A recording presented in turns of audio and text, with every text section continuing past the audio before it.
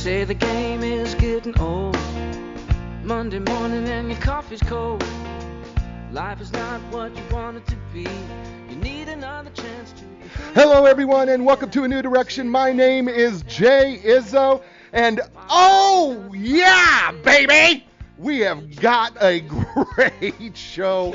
I am bringing back my friend. Oh, my gosh. We had him here on January 22nd, and Colin Ellis. You know what? I'm going to do it. I said I wasn't going to do it. I'm going to do it. He's a man from a man down under. That was a little, okay, you right? You better go. You better take cover. Oh, yeah. Okay, that was my little bit of, you probably don't remember them, do you? They were called Men at Work, and it was a horrible impression, but he is so awesome. And, yeah, I said I wasn't going to do it. I did it anyway. Anyway, he's awesome, and he's fantastic. And we're going to talk about culture today and how to fix it. And, it's just going to be so cool because we all deal in culture, whatever we work. And, Colin has a phrase in his book, and it is, it only takes one nut to change a culture. And he is that nut. Let me just tell you, he is that nut, and I love him for it, and it's awesome. But hey, let's do what we do every week, right? I believe we are four-part people. We are physical people, mental people, emotional people, and spiritual people. And, I check in with you every week in these four areas of your life because, what, we need to check in and evaluate how we are doing in these areas and what we could do to improve in all these areas of our life. And so, I know that there's a lot going on in our world right now. And, and I know that we can fall prey to a variety of thoughts and feelings and a number of things. And I want to guard you against being fearful and guard you against being panicked because there's no reason to be that way. What they will tell you is the people who have ever been in battle, and especially Navy SEALs and things, will tell you, you know what, keep your head at all times. You never panic, ever. You always have to. And so folks, I'm just going to encourage you, you know what, stay calm. Be adaptable, stay calm. Because if you keep your head and you keep it in all situations, everything's going to be a lot easier. So let's just check in with you with these four areas of your life, right? Let's start with the physical area, right? Physically, on a scale of 1 to 10, 1 being miserable, 10 being outstanding, how are you doing, right? Are you exercising? Are you drinking water? Are you getting enough sleep? Are you eating right? Are you doing the things that you need to do to take care of yourself physically? And so what is that number for you? 5 is an average. 10 would be like you're perfectly physically healthy and everything, right? And then, we have 2 questions we ask you, right? We ask you, why are you that way? And then what can you do to fix it, right? And, I know a lot of people are concerned because they're not able to work out maybe like they used to, and they're not able to do the things that they were doing when it comes to the gym. So you know what? Maybe it's time to start thinking about how can I work out at home? How can I get some exercise in my house? How do I, one of the things they recommend right now is that we get outside and we take a walk, and because fresh air is good for us and those type of things. So why not get outside and do some things for yourself to do that physically, all right? So that's your first number, right? Scale of 1 to 10. Second number is the mental number. And mentally, all I'm asking you to do is ask you what you're consuming and really what is that you're actually putting into your head, right? We have a number of choices of what we can choose to put into our head. We can put things that actually affect us negatively, or we can actually consume things that affect us positively. And you really need to ask yourself a question right now. Are you really, really consuming things that are actually affecting you in a positive way? And I am going to encourage you, if you're not, that you should be. Because right now the world needs a whole bunch of positivity, and what we consume can largely affect us. I don't remember who said it. Maybe it was Jim Rohn who said that, in 5 years you will be the culmination of the books you read and the people you hang out with. I think it was Jim Rohn. And the fact of the matter is, that's why you got to choose things carefully.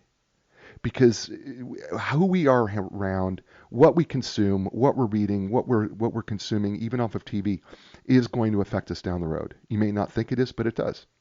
So on a scale of 1 to 10, how you're consuming, maybe more positively, let me ask you this. On that scale of 1 to 10, how are you doing? 1 miserable, 10 outstanding. All right? 5's average. All right, you got 2 numbers. Let's look at the third number, emotionally.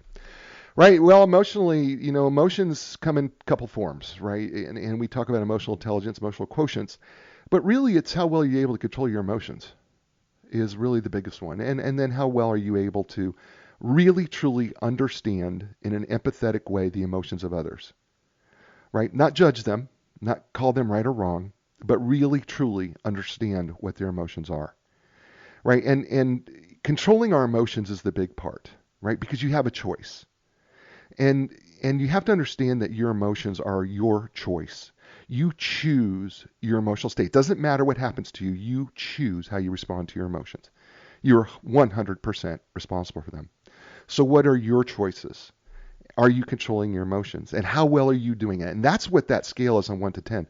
How well are you controlling your emotions and tapping into the emotions of others? Scale of 1 to 10. 1's miserable, 10 outstanding. Why? And then what are you going to do about it? All right, so you got 3 numbers, right? We've got physical, mental, emotional, and now the spiritual number. Spiritually, people ask me, well, what does that really mean? And I had somebody the last guest from last week, said something in his book that I found really interesting. People will tell you that they don't have faith, but then they'll drive 80 miles an hour tailgating somebody down the highway, which takes a tremendous amount of faith and trust. So it is, in a sense, spiritual because we do believe in something. We do have a faith in something. We do believe that there's something beyond us. We put our faith in or our trust in. That we get up every morning and that there's some reason for a purpose and that there's that we can't explain love as an emotion because there's something inside us that runs way deeper than just emotional. And so, what is that for you? What does that look like for you? Is it God? Is it nature? Is it meditation? Is it something else? What does that spiritual side look like to you? And then I'm going to ask you, is it working for you? Right? That's the question. Because the truth of the matter is if it's not working, then what do you need to do to change that too? So you got 4 numbers, physical, mental, emotional, and spiritual. And then you know what? They're like the legs of a chair. And when we think about the legs of the chair, the truth of the matter is that if the chair is uneven, our posture is off, and we can't sit well, and it becomes bothersome over the long period of time. And at the same time, if the chair is too low, it's very difficult for us to do anything from a very too low chair when you're tall. So the whole idea is to bring up all 4 legs of those chairs up as evenly as possible, and that legs up as even as possible, and at the same time bring it to that right height. And you're going to find that when you are well balanced like that, your life is so much easier. And you want to talk about somebody who's well balanced, I want to introduce my friend and best-selling author, international award-winning project manager, culture expert. His name is Colin Ellis. He helps organizations around the world build delivery cultures that everyone wants to be a part of. He does that now because for 30 years he was a permanent employee of other people's delivery cultures in the UK, New Zealand, and Australia, and most of them were well, not great. He's written 4 best-selling books now. This one is called Culture Fix is the name of the book. Bright yellow book. You really need to get a hold of it. It's one of the best written books, and it's such a practical guide to rebuilding culture. He speaks with energy, passion, and you're going to hear his humor and honesty. Do you remember that word, honesty? Yeah, that's what he does. Hey, and he speaks about the challenges that organizations face in creating project leaders and the cultures required to deliver successfully every time. Born in Liverpool, UK, he now lives with his family in Melbourne, Australia. Ladies and gentlemen, please welcome to the show and welcome back to A New Direction, Colin Ellis. Welcome back, Colin. Thank you, Jay. It's so great to be back. So great to be back, especially after that introduction. Had you given me kind of a lower introduction, it wouldn't have been. I'd have been like, "Oh, yeah, cheers, Jay. It's great to be back." But that was a great introduction, so it's really great to be back. You know what? I love you. Yes, people. I just told another man I love him. Okay, I get it. All right, I know that. Yeah, okay, I've got a man crush. Right? It's a little bit of a bromance. I get it. That's just kind of what Colin and I are. Listen, we've had this conversation and we talked about this book, and you are so cool and awesome. And I know you're down under. It's like 7:00 in the morning. When you and I talked about this, you had brought up to me. You said, "Hey, you know what? I'd love to come on, but I want to talk about how we rebuild this culture." And so one of the things that that I was thinking about when you said that is, okay, so let's say I am in a business. I've had this culture for a long time. And I know it's not, I know I'm saying the right things, but my culture is not leading the right things. What should I first do? What do I first got to do to start changing this? And they've got to start somewhere, Jay. It's one of those things where often there's an acknowledgement that culture needs to change, but then they never get started anywhere. And, part of the reason that I wrote the book was that I wanted to give people a kind of jumping off place. And so I think what they need to, often if it's small business, bigger business, team, doesn't matter whatever it is you have to kind of sit down and write, what I would call a business case for change. Now, I want to be clear, this doesn't have to be like a formal document. Trust me, as someone who worked in government for 8 years, you can do these formal documents up to the wahoo, and it doesn't really do anything. But it's really about foundationally, what's all the good stuff that we do, that we want to capture that. What are some things that we do really well? And what are some things that, what are some opportunities for improvement? I don't think things are ever really broken. I think there are some decisions that we make as individuals and as teams or as organizations that kind of are out of kilter with what we want to create. But there are always opportunities for improvement. So, I always get people to start with, well, what's the good stuff and what are the opportunities for improvement? And then really decide kind of what's the first thing that we want to address based on that list. So, okay, so it kind of starts with a document, but I'm thinking to myself here, Colin. All right, is it a form? I mean, who do I bring in on this? I mean, I know that you say, and listen, and I love this quote. It only takes one nut to start changing a culture, and I really do love that, man. Because it always seems to be me though, Jay. Is like, who's that nut over there? Like, hello, some 6'2" idiot waving from the corner in a suit. It's me. It's me. Hello. I want to change the culture. Hello. Prancing around like Mary Poppins. Oh, a spoonful of sugar, help your culture change. Yeah, the culture go around. The culture go around. When you wrote this, right? I was, I've always been a big Monty Python fan from the 70s and used to watch the 30-minute show regularly to my parents' dismay, and and non-approval. And I can still see the guys all dressed up in their wigs and the dresses, right? And I'm hearing that those are the nuts, that are saying this. Oh, I'm the nut. I can hear. Spam, right? So I mean. Oh my God, this is going to be too much fun. So what is it that? So does it really take that nut? I mean, or is it? I mean, do we bring other nuts in? Do we try to find other nuts? What do we do? Yeah. What you're aiming for is a bag of mixed nuts. Wait, well, the kind of lone nut thing, and I want to credit Derek Sievers here. Derek Sievers did a fantastic TED Talk, which I mentioned in the book. Mm-hmm. It's 3 minutes, and he talks about leadership and how it just takes one person to start a movement.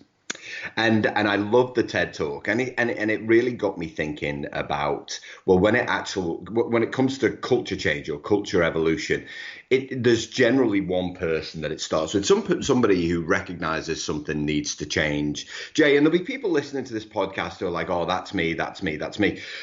And so what you've got to do then is really embrace that first follower, that first person who's like, you know what, I think the culture needs to change, or I think we should be doing something different.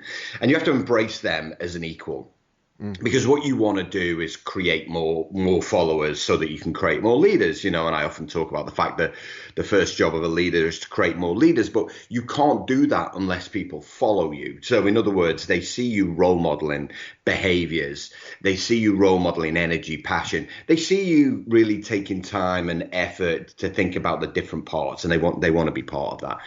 And then really you kind of build in, I guess, a group to start a bit of a movement around culture. But often with culture, it gets mentioned in a senior management team meeting, or else it's just one person's real passion.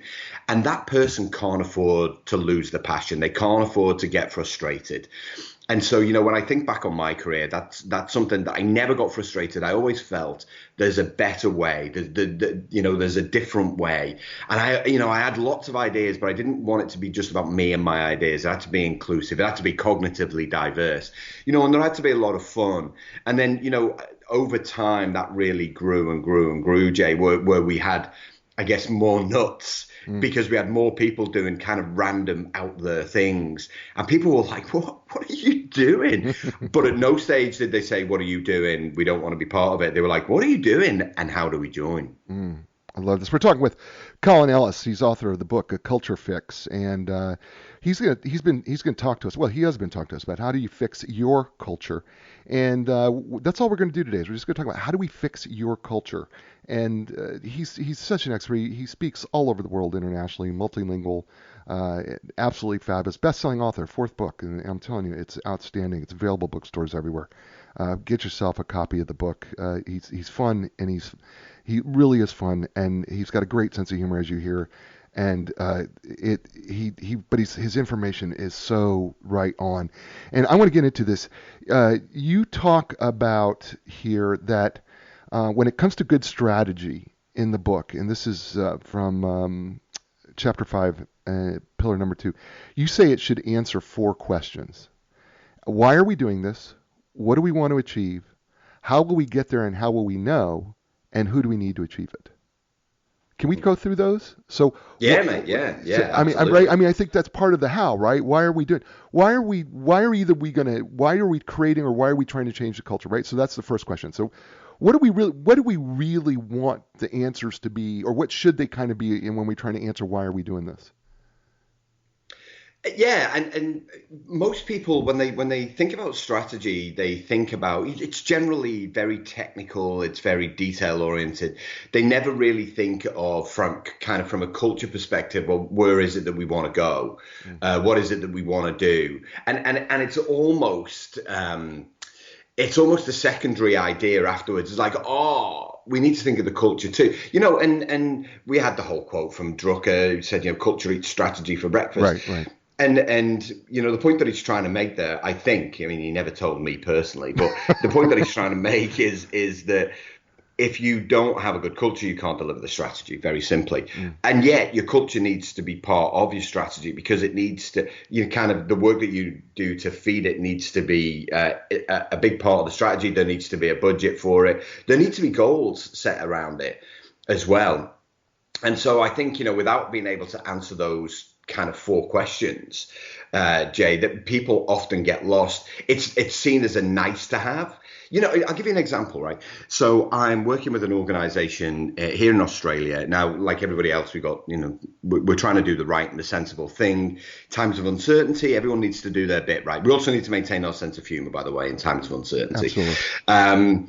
And so I thought, well, I wonder how they're going to handle the culture work we do on a monthly basis. Essentially, I fly there, spend 4 days with them, doing different keynote speeches, doing different coaching sessions. And they came back and they said, culture is a big part of our strategy. We don't want to let our people down. We don't want to renege on a promise. We're going to do this virtually. And I thought, what a great way to demonstrate how culture is a big part of your strategy than making a call very, very early that we're not going to fly anyone. We're not going to kind of all get together in a big group. We're going to meet virtually. And it's those kind of things that really demonstrate, kind of a commitment to continual cultural evolution. So you've got to know why you're doing it. You've got to know what the goals are. Sometimes they're measurable. And I think often with culture, people are looking for an immediate financial payback, and it doesn't work that way. I remember Tony Hsieh, who's the CEO of Zappos, so I asked him a question about financial payback, and he said, "What's the value of hugging your mum?" And I was like, okay, yeah, that's cool. Kind of love, respect, feeling of care, empathy. He said, that's what we're talking about here with culture. He's like, sometimes there are no immediate paybacks, but you get the feels, and I loved that. I love that too. His name is Colin Ellis. The book's called Culture Fix, and he is here with us today. on A New Direction. Hey, folks, did you know that A New Direction has a sponsor that our newest sponsor? I call them a new sponsor. They're really not new. They've been with us now for almost half a year. Their name is Epic Physical Therapy, and whether you're recovering from an injury or surgery, whether you're suffering everyday aches and pains, maybe you're just looking to improve how you feel and move. Maybe you're having difficulty performing activities of daily living. Maybe you're a professional athlete or a college athlete or a high school athlete, right? And you're unable to perform the athletic activities at the level that you like to do them because of an injury. Look, the elite team at Epic Physical Therapy will provide you with a customized treatment plan tailored to your individual needs. With their experience in rehabbing young athletes to elite professionals to people just like you and me, they understand the need to treat the entire body as a functional whole, not just your symptoms or injury. Listen, get epic relief, get epic recovery, get epic results, and you get that by going to epicphysicaltherapy. And you can find more about them by going to epicpt.com. That's EPICPT.com. And Linda Craft and Team Realtors. You know what? For 35 years, they have been known as having legendary customer service. The reason why is because they developed every single relationship one at a time. And you know what? That's what they do, and that's how they do it. And that's what they want to do for you, is they want to develop a relationship with you, whether it comes to selling your home or buying your home. No matter where you live in the world, they can help you get the result that you're looking for. And you know what? You can find out more by going to lindacraft.com, and that's LINDACRAFT.com. And we're back here with Colin Ellis and his book, Culture Fix. And we're having a lot of fun, actually, talking about culture and how to fix your culture in your business. And so I'm going to be laying some things at Colin here as we're going along, and having Colin answer those things as we move along.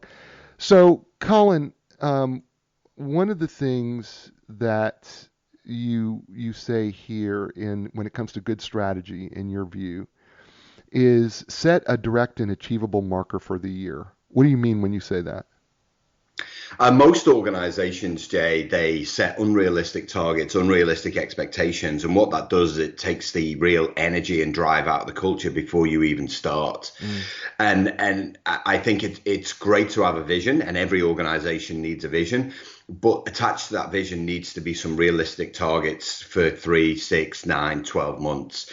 Some of the organizations that I worked in, they were like, we're going to finish that big project by the end of this year. I'm like, dude, we haven't even started. Right. We haven't even started. We know that that's going to take 6 months to get a case together before we actually start building the thing.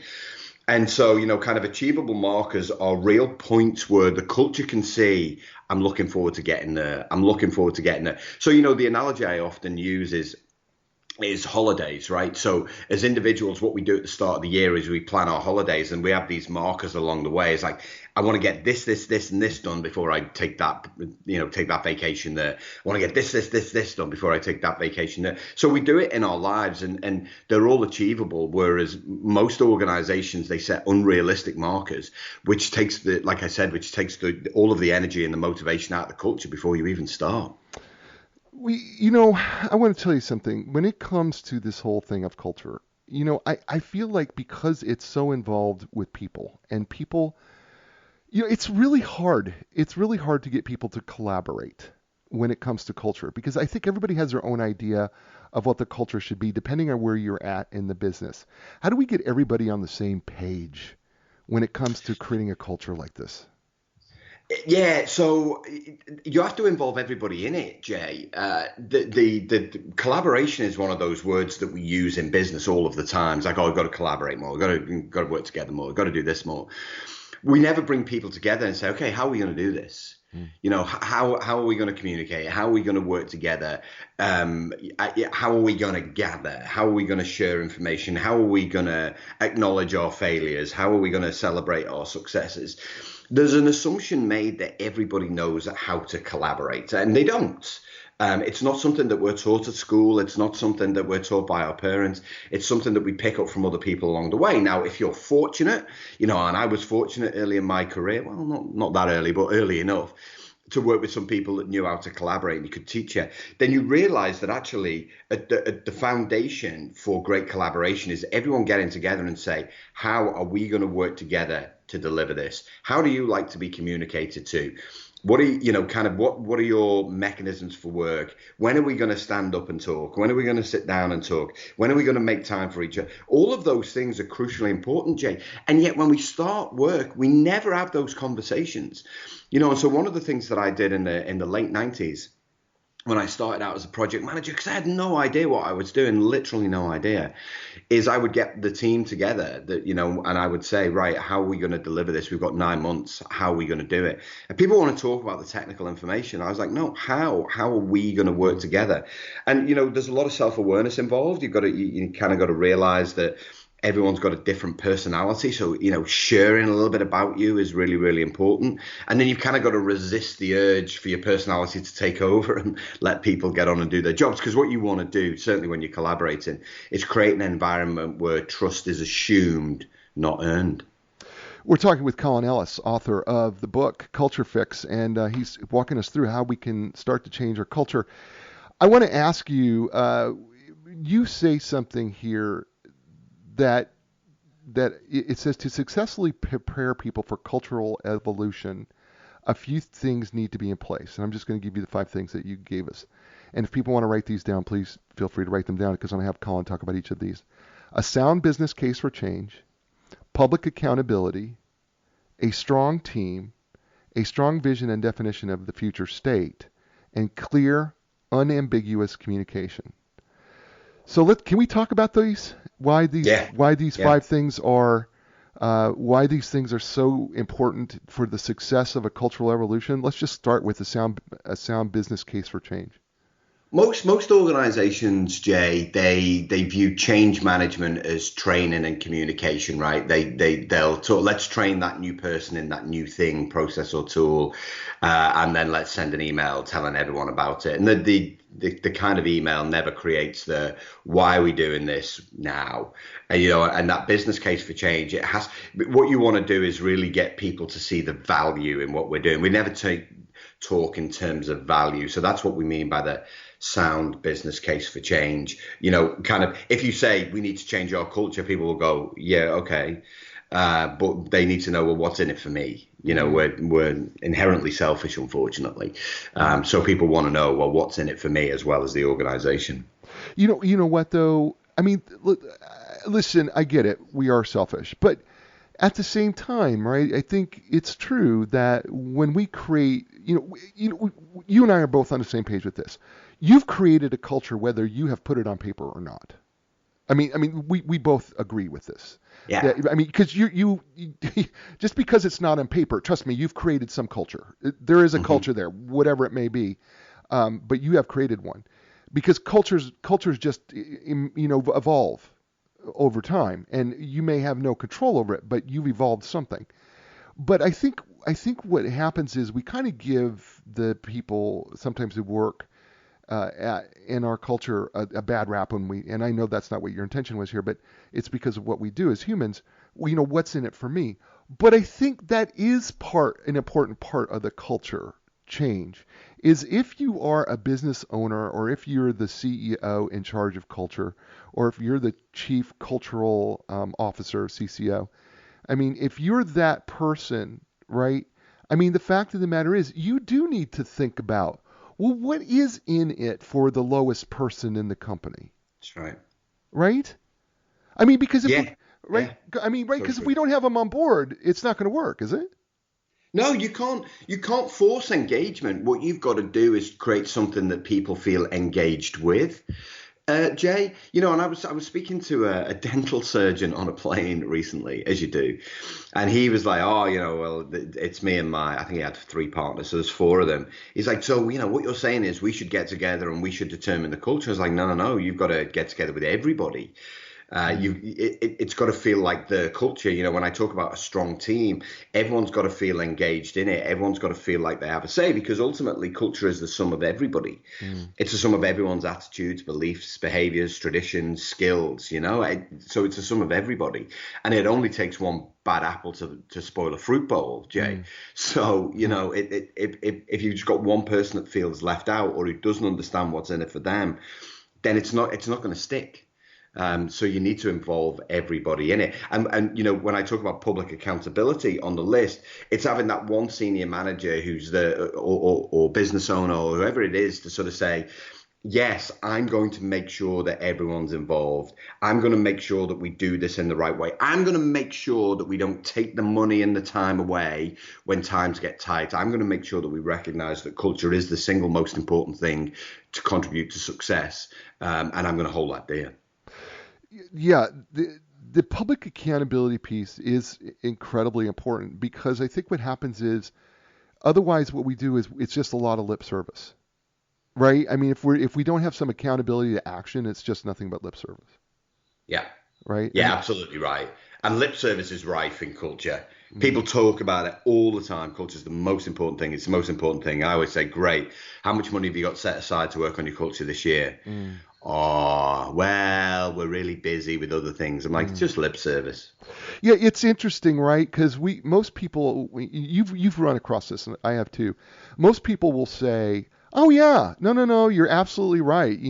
Culture eats strategy for breakfast. But then when you ask them how much money have you put towards culture, it's like, oh yeah, well, you just told me you believe in it, but then that's right. I mean, but then you're telling me, well, we're not going to put any money into it this year. Yeah. I spoke to somebody approached me recently. They read the book and they said, oh, listen, we're so keen to work with you. We can't believe we're speaking to you, blah, blah, blah, blah, blah. Which all great stuff to hear. Right. We want to do something. We've got 80 people. I'm thinking, like, for me, 80 people is like a perfect number. Right. I'm like, 80 people, that sounds great. We can really do something. And they said, okay, so what does that look like? And I was like, okay. And I laid it out to them. It's like, you know what? I just don't think we can afford to take people away from their jobs for 2 days. I'm like, all right. I'm going to leave you to that then. I was like, because that's where that public accountability comes in. Is like, this is so important. We're going to take, kind of everyone off site. I work with an engineering organization, Jay. They had 350 people. They were like, can we do it with 350 people? I'm like, hell yeah, we can do it with 350 people.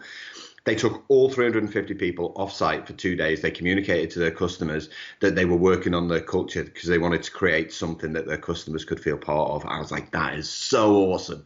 And that's what public accountability looks like. See, I love that. That's when you're telling your customer, this is what we're doing and we're doing this for you, I mean, it's not like you're abandoning them. You're just letting them know that I may not be able to get back to you right away. I may be a little bit later, but I'm doing this because we're trying to do this in the right way. That's beautiful. So let's talk about a strong team, which is number 3. So we have a sound business case for change, public accountability, and then number 3 is to successfully prepare people for cultural evolution.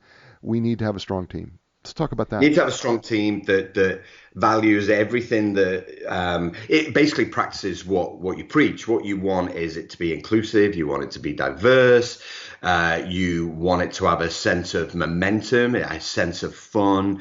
These are people who've got each other's backs. There's no gossip. There's no backbiting.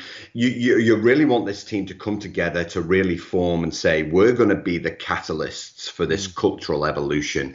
Jay, the organization who I'm working with, and I talked about them earlier, who aren't cancelling any kind of activity or deferring it. We have a culture club.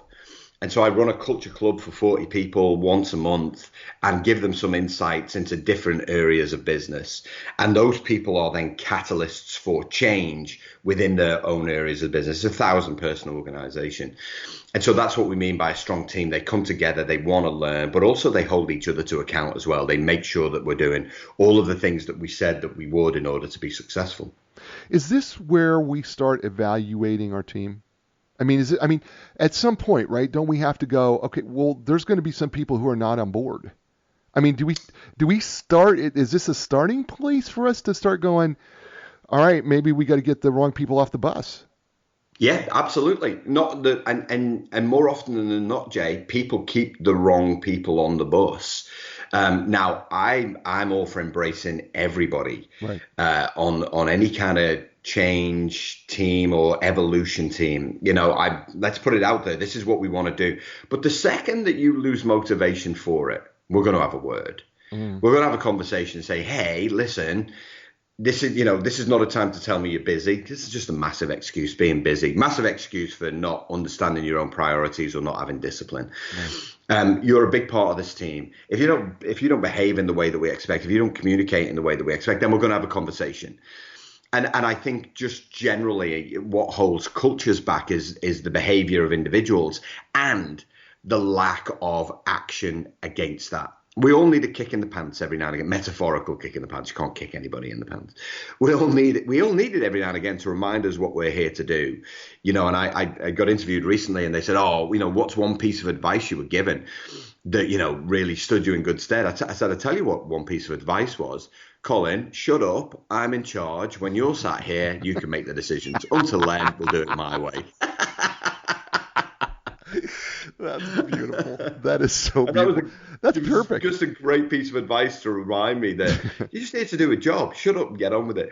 And so I think you're absolutely right, Jay. This is where we look at the people in the team and go, you're all in, 100%. Can't be 95% in. You're 100% in all of the time. Well, here's something that you said in this book in chapter 9. And you said, if the people within the culture don't believe in the change, aren't involved in it, don't feel part of it, or simply don't understand it, it's going to fail. Yeah. I mean, every time. And so, I mean, there's a lot of conditions here to building the strong team based on that statement that you made. If they don't believe in the change, well, then it sounds to me, if they don't believe in the change, that may be the evaluation period where we got to go. If they're not involved in the change, and that's shame on you. If they don't feel part of the shame of being part of the change, well, shame on you and shame on them. That's if right. If they simply don't understand it, well, shame on you, shame on them. And because at some point the failure has to be, at some point it's a mutual failure, right? I mean, that's the thing about that statement. And yet at the same time, it's only the very first one that involves, well, if they don't believe in what you're doing, then maybe you do have to tell them, either suck it up or you got to get out. Yeah. And, there are many organizations, some of the great cultures in the world, they do this really, really well, Jay. They say, this is who we are. This is what we're about. This is what we're trying to create. You're a massive part of that. We want you to contribute. If you don't, you're out. And it galvanizes people from day one. They don't do it in a low EQ, you're out kind of way. Right. They're like, this is we hired you specifically to be part of this. If you don't want to contribute, then this is not the place for you. And so that's why I said that from an organization perspective, we've got to be really clear on the value of doing something. Then you have to make sure they're involved in it. But then if they choose not to contribute, then the first thing we've got to do is we've got to say, why aren't you contributing? Because, always empathy first, make sure there's nothing else going on that we don't know about. And if they still don't want to contribute, then they got to go. They just got to go. And they know they've got to go. Right. But great cultures don't carry passengers. Oh, really? Did you have to throw that big bad boy quote out there? I love that. I don't know where this stuff comes from. Where did you pull that out? Man, that was nowhere in the book. Would you write that down somewhere? Because that's awesome. That's awesome right there. That's one of those quotable quotes. Write that down immediately, Colin. Immediately, right now, write it down. Because I thought the quote that I was going to quote from you was pretty darn good. But that one's better. You actually say if people get in the way of change when it comes to culture, there's no consequence for doing so, it's going to fail. So you have to do something about it. So, wow, that was really good, Colin. I hope you wrote that down. I hope like it's like a mantra somewhere.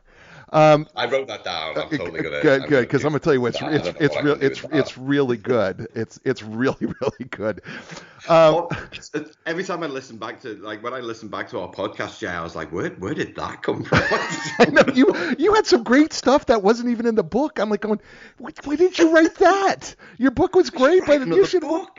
There's another book there. Why didn't you write that down? That would have been awesome. Oh my gosh, we're with Colin Ellis, having a lot of fun talking about culture. Yes, you can actually have fun talking about culture, and we are. And as you can tell, he has a tremendous sense of humor. He's as direct as can be, and is totally honest. And just love him and love having him on the show. I can't wait for him to write another book soon, so that we can bring him back even more frequently. Maybe we'll October. I've got another one out in October. Another book's in October, so we're gonna have him back in October. Maybe we'll have him back before then, doing some previous work. But he is with us here on A New Direction. Hey, A New Direction. You know what? We have two great sponsors, and one of them is Epic Physical Therapy, and their facility offers the most advanced, top-of-the-line equipment, including the Alter G anti-gravity treadmill. I am telling you, if you have knee issues and you feel like you can't run, you get in the treadmill, takes all the pressure off your knees, and you're able to actually run without feeling the pain. And it's just a great, and it's a neat little piece of equipment. Well, it's not very little, but it's a great piece of equipment. They also have the Normatec compression sleeves, which are really cool, and the Game Ready, which, man, I've sometimes swell due to workouts and things like that, and they put that Game Ready on my leg, and the pressure and the cold together just squeezes out all that swelling, and it's just amazing. And I love the Game Ready. Look, they are trained and certified, the most comprehensive cutting edge treatments available. So here's some of the treatments, and I think I've had pretty much all these done. The blood flow restriction therapy, sometimes you hear it called BFR. Dry needling, I love dry needling. It takes a lot of that swelling out underneath the skin. And then cupping, right? If you've ever seen the swimmers with those circles on their back and you wonder what in the world, yeah, that's because they're manipulating the muscle through the skin. It's very, very cool. Look, they can help make you become more epic. So why not get that epic relief? Why not get the epic recovery? Why not get the epic results? Why not go to Epic Physical Therapy? And you can do that by going to epicpt.com. That's EPICPT.com. And Linda Craft and Team Realtors, for 35 years, they have been developing one relationship at a time. And they've been developing those relationships with people locally in the Raleigh, Durham, Chapel Hill, Research Triangle Park area. But because of those relationships, they've been able to develop relationships with realtors all over the world. And so because they are privately owned and operated and are not affiliated with a major company, they are their own company.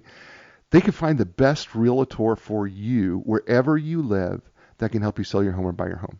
And if you happen to be in that Research Triangle Park area, you know what? They can help you too. And if you walk into 7300 Six Forks Road, I promise you they're going to hand you a bottle of water. They're going to sit down, they're going to talk to you about what it is that you want and you need, because they understand that your home is the largest personal purchase you're probably going to make in your lifetime. But bigger than that, it's the place where you make memories, and they want those memories to be secure, and they want to be the person who helps you secure those memories in, so that you feel safe, that you're in really great hands with them. So why not contact people at Linda Craft and Team Realtors? You can learn more by going to lindacraft.com. That's LINDACRAFT.com. And we're back here with Colin Ellis and Culture Fix, and we're talking about how to rebuild your culture. We've talked about, to successfully prepare people in the cultural evolution, you have to have a few things in place, and we've talked about a sound business case for change, public accountability, a strong team, and we're going to move on to number 4. And Colin, number 4 is a strong vision and definition of the future state. What do you mean by that? So in order for you to create something worthwhile, you've got to redefine what culture looks like, Jay, which in essence is the book in itself. What I really wanted to do with the book is to provide this how-to guide. How do you go about defining it? Now, for most teams, for most large teams, it takes me 2 days. It's a whole load of fun to come up with a vision, a set of behaviors, some principles around the way that we work together. But this is the reset button, right? This is where you turn it off and on again. And when you turn it on again, everyone's like, oh, this could really work this time. And without doing that, without redefining what you want the culture to be, all you're doing is putting a little bit of veneer on what's already there. And you don't want to do that, because it's very easy to peel veneer off, Jay. What you want to do is really create this, kind of whole new wooden varnished thing over here that looks different, that feels different, that everybody feels connected to. And so that's what I mean by redefining it. But it starts with a vision, a vision, that aspirational statement of the future, because that's what your strategy links to. Your goals link to your strategy. The way that we deliver the goals is through business as usual and projects. And underpinning all of that is the redefined culture. I love that. I just feel like sometimes, when we're defining this, we do have to have this future in view, and you have to. If you don't have the future in view, I don't know where you're going. You really do have to think forward on this thing, and sometimes we're trying to think right now, and we're not thinking what is this going to look like down the road. Yeah. You know what I mean? I feel like sometimes what we do is I'm just trying to fix what I'm doing now, but it's a bigger picture. It's a much bigger picture, and it's a longer game. The question I always get asked, Jay, at conferences, always, is how long does it take to change a culture? I got asked it last week. How long does it take to change a culture? And I always say, it's like, if you redefine what it is that you're looking for and involve the people in it, it can take between 6 and 18 months. But only if they're committed to it. The second that they lose steam, the second that the senior manager walks away from it, the second you stop spending money on it, it's all going to fail. And they've got no one to look at, no one to blame but themselves. And so it's 6 to 18 months, but it needs that redefinition up front.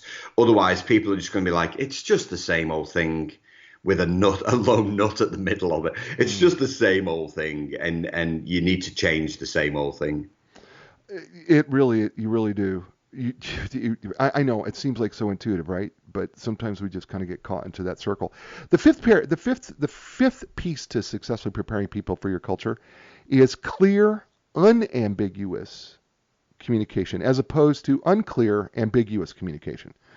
So, yeah, right. Which is the norm for most people. I started thinking about that when you wrote that, and I was like going, yeah, well, okay, because got to tell you, not clear and being ambiguous is typically the communication norm. It really is. That's right. That's the standard way that everyone, how many times have you kind of been in an office or been working for someone and you read what they're about and you're like, I have no idea what that means. Like, most people's vision statements are like 4 paragraphs. And like, dude, that's not a vision statement. That's a mess at best, Right. It is the best. And they wonder why people, feel disengaged, is because they haven't got a clue what's going on. What you're doing is sending long emails to people trying to explain why this is your pet project. And yet everybody knows that as soon as times are tight, we're going to pull the rug. And, there's a great quote from Jim Highsmith. Jim Highsmith was one of the original signatories of the Agile Manifesto, for people who are interested in that. And he said that, most people want to be agile, but they don't want to keep things simple. And he said, if you want to be fast and agile, keep things simple. And simplicity, particularly, is something that we're losing the art of, because we like to show how smart we are with big fancy words and acronyms, when actually that's a big reason that, most change initiatives fail, is people just fundamentally don't understand what's going on. We throw around this word agile, quite a bit. And I am not so sure that it's as effective as we want to believe it is when it comes to all of this. It's a great idea on the outset. I get it. But I think when it gets to be in practice, it actually can slow down the wheels of progress. Right? I might be wrong here, but it just seems to me that sometimes what we do is we split everything out into so many groups that what happens is they're all working on separate projects, and then, we give them the freedom and autonomy to kind of govern themselves and do their own thing. And then what happens is when we try to come together as a group, we feel a little disjointed. I think that's my problem with sometimes when we do agile things. I could talk about this for another hour, Jay.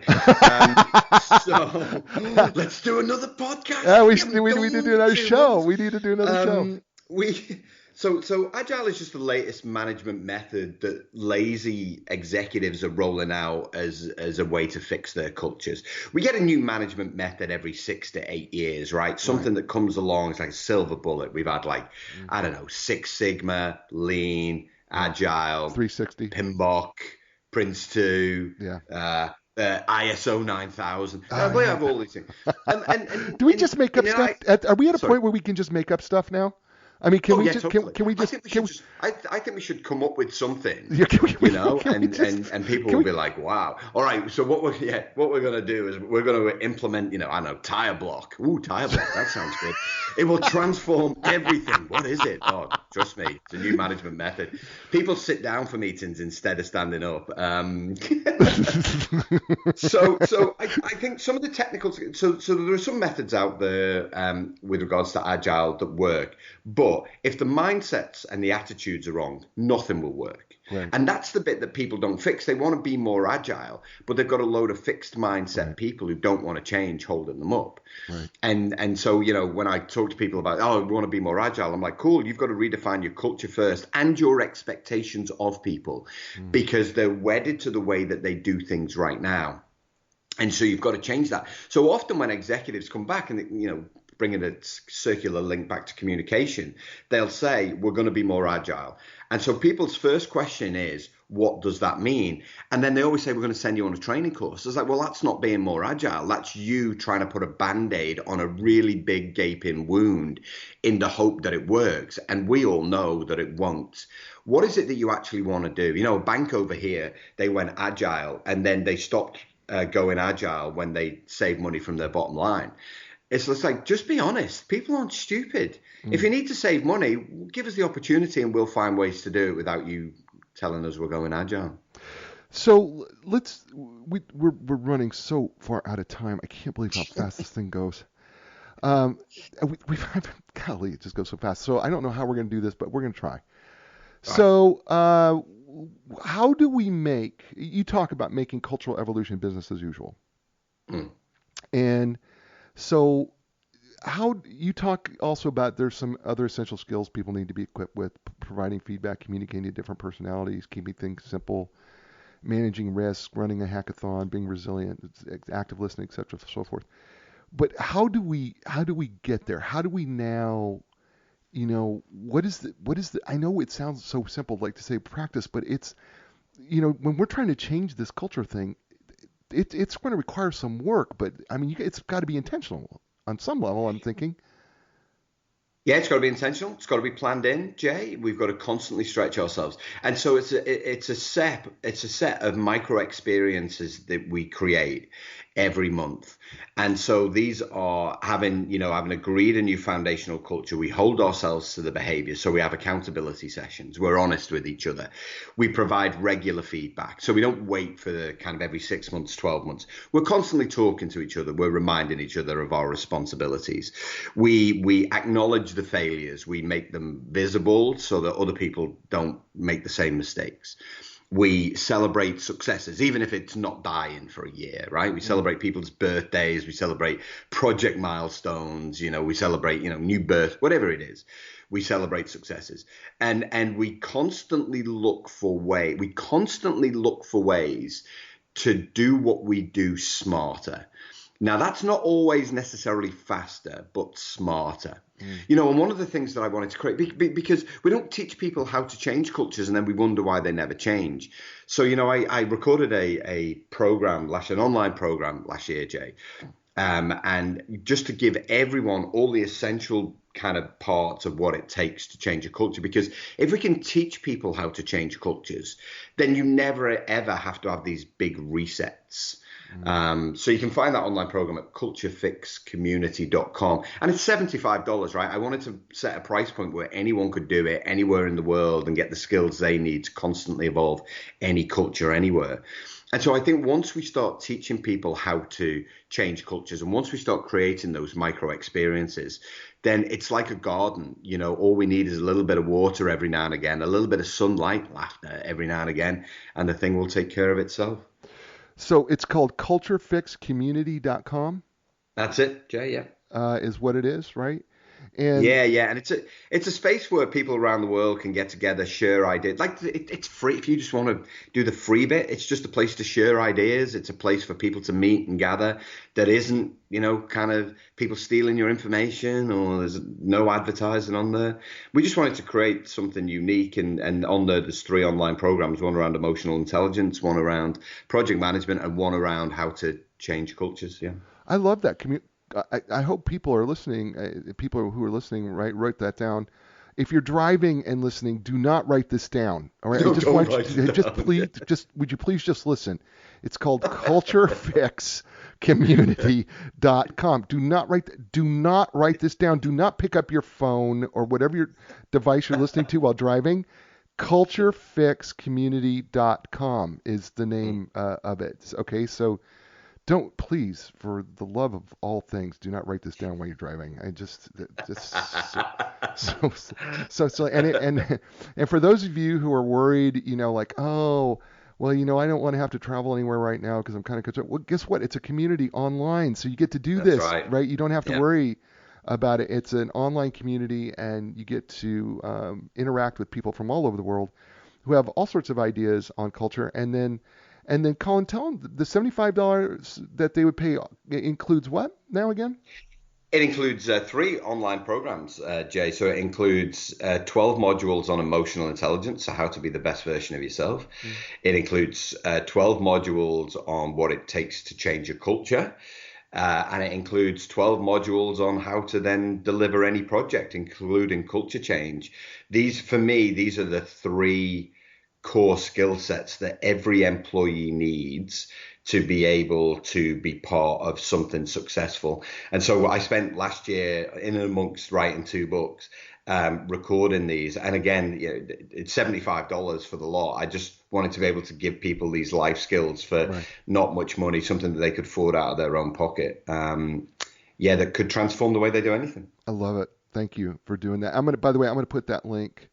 I'm going to put this link when I do the write-up of every show, folks. I do a complete blog write-up of every single show with backlinks to the book, and which, by the way, is called Culture Fix,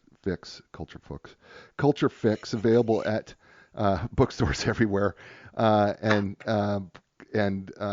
Amazon, of course, as well. And I was trying to say books and fix at the same time, and I couldn't. I was saying culture book. Yeah, I got it. Yeah, okay. Yeah. I just got the title of my next book. Yeah, you got. I know. I got it. Yeah. Got it. Fine. Thank you. Yeah. So, Colin. Anyway, the book is available. It's awesome, and he's outstanding. And you know what? We've been having a lot of fun. I do want to. We've still got a few minutes here. I want to just kind of, before we do that, maybe in 1 or 2 minutes. There's something that you said that it was from William Bridges, and I think it's called Managing Transitions from 1992. You said there's 3 stages: ending, losing, and letting go. That's stage 1. Stage 2 is the neutral zone, and stage 3 is the new beginning. And if you could quickly, how does that play the role as we manage this transition into culture? Yeah, so Bridges' transition model has been around for a while now, and people will recognize, I think it was the early 90s, it was released. And it's kind of like this downward curve, you kind of fall off a cliff into this big pit and then you go up again. And kind of stage 3 is the new beginning. The thing is stage 1's all about, well, I've got to let go of where I am right now. And my argument is you can't let go of what kind of where you are right now unless you've defined the new beginning. And so my view of this is that in order to get to stage 3, what you've got to do is define stage 3 when you're at stage 1. So stage 1 is all about that sense of loss. Here's my comfort zone. Here's what's familiar for me. This who I am and what I'm about. The neutral zone is that little bit of a pit of despair, confusion, impatience, uncertainty. And the new beginning is where you start to get excited again. And so I was talking to a guy. This guy had just lost his job. I was talking to him earlier this year at a conference. And I said, you've got to define your new beginning. If you want to get there, you've got to define what does that new beginning look like. If you sit at home and focus on the fact that you've lost your job, it's just going to send you down into this pit and you're never going to be able to get out of the pit. At some stage, you've got to define what your new beginning looks like. And then you've got to throw absolutely absolutely every bit of energy that you've got that will get you through the impatience, will get you through the uncertainty, and it will get you to the new beginning, because you can create that new beginning if you define it. And most people, most organizations, particularly when it comes to culture, they want to change where they're at, but they don't want to define where they want to go. So they end up in this constant neutral zone, this pit of uncertainty that they can't get themselves out of. So, my advice is always, if you want people to let go of where they are right now, you've got to define the new beginning. Wow. So I was going to ask you, Colin, the show's called A New Direction. What would you what would be the new direction Colin Ellis would give? And then I'm like going, well, there it is. There it is. Right. I mean, you've got to, wow. That's another great thing that you said. That you need to, you've said so many great things. But if you do want to, if you want to leave just a little something to the people, if you wanted to give them something in terms of changing culture and, knowing that the show's a new direction, my friend, what would that be? It would be that they can be the catalyst for all that is good within their culture. They can be. They've got to get over this story that we tell ourselves that culture change is hard. They've got to teach themselves the skills. They've got to maintain their energy. They've got to maintain their physical health. They've got to be a force for positive good, and they've got to be publicly out there to say we can do this and be the catalyst for it, Jay. That's awesome. His name is Colin D. Ellis. The book is called Culture Fix. It's available everywhere.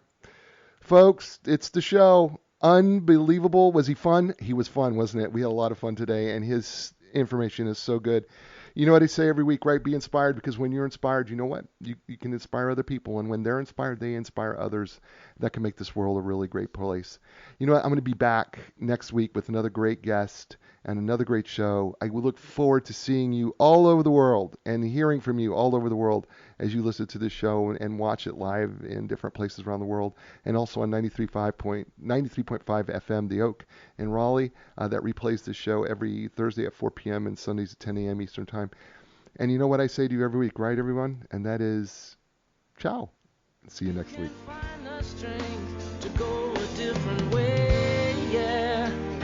The time has come for a new direction. Yeah, yeah. New direction. Yeah, yeah. When you lost your confidence and the answers don't make sense, you got to keep your hope alive. You got to know you can survive. This is your time to fly. A new direction, a brand new day. A new direction, things are gonna change. You can find the strength to go a different way, yeah. The time has come. Your dreams will take you places you have never